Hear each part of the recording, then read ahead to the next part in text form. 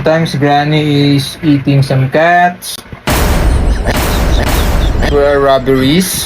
Uy! We're stealing from the bank. And, I'm Mandy and I'm ugly. you're ugly. I'm just kidding. I'm free. You're... Okay, that is my daughter po, Teacher Teen.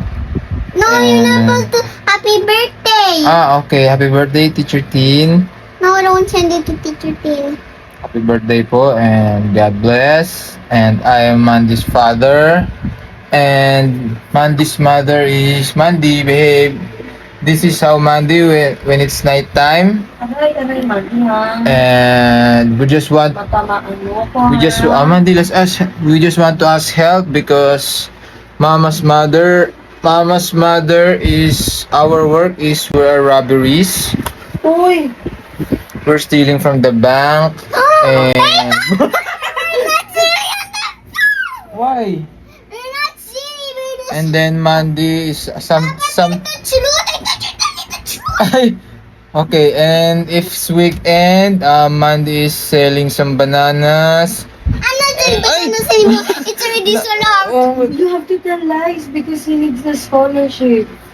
and Some money. and me, I'm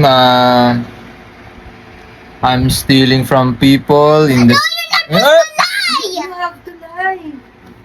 You have to tell lies. Why? It's not allowed. We need to say the Oh, yeah, it's not allowed. And okay, now we'll tell about the truth. Okay. You have to tell them for you to have money. Yeah. Sometimes we are not eating 3 times a day. That's why Granny, Mandy's. Try it in Tagalog. Yes, so that's why sometimes Granny is eating some cats.